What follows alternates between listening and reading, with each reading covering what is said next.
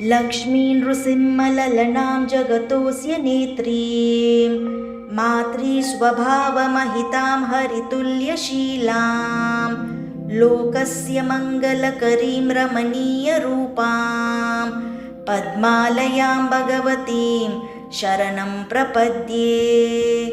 श्रीयादनामकमुनीन्द्रतपोविशेषात् श्रीयादशैलशिखरे सततं प्रकाशौ भक्तानुरागभरितौ भवरोगवैद्यौ लक्ष्मीनृसिंहचरणौ शरणं प्रपद्ये।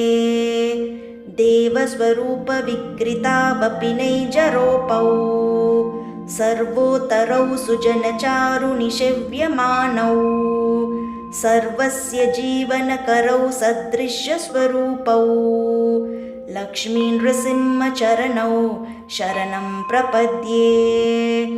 लक्ष्मीशते प्रपदने सहकारभूतौ त्वतोऽप्यति प्रियतमौ शरणागतानां रक्षाविचाक्षणपटु करुणालयौ श्री लक्ष्मीनृसिंहचरणौ शरणं प्रपद्ये।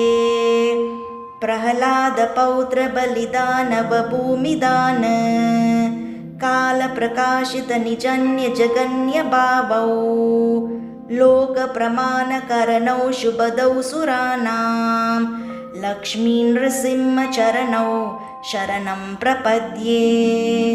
कायादवीयशुभमानसराजहंसौ वेदान्तकल्पतरुपल्लवट्टलिजौतौ सद्भक्तमूलधनमित्युदितप्रभावौ लक्ष्मीनृसिंहचरणौ शरणं प्रपद्ये।